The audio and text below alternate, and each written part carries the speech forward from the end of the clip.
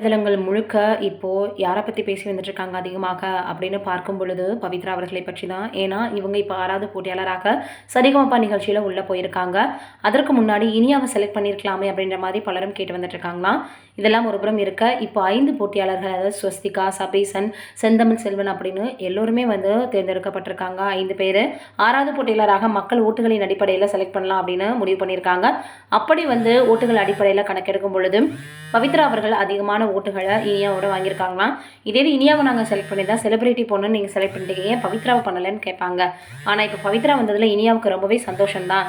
அதே போல் வந்து பார்த்தோன்னா பவித்ரா வந்து தேர்ந்தெடுக்கப்பட்டிருக்காங்க அப்படின்றது இனியாவுக்கு சந்தோஷம். இனியாவை தேர்ந்தெடுத்திருந்தாலும் பவித்ரா அவர்கள் ரொம்பவே சந்தோஷப்பட்டிருப்பாங்க.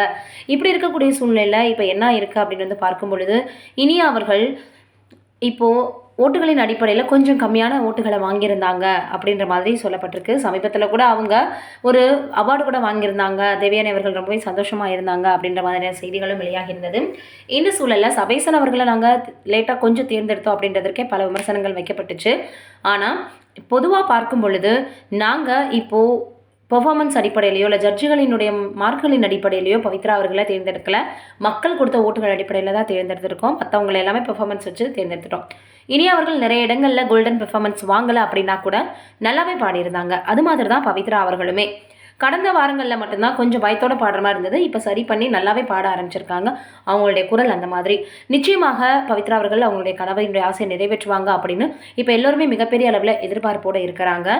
இனியாவை செலக்ட் பண்ணியிருந்தா என்னடா இது, நீங்கள் வந்து அப்பா அம்மா வந்து 2 பேருமே செலிபிரிட்டின்றனால செலக்ட் பண்ணிட்டீங்களான்னு சொல்லுவாங்க. பவித்ராவை விட்டுருந்தா என்ன, பவித்ராவை விட்டுட்டீங்க அப்படின்னு சொல்லுவாங்க.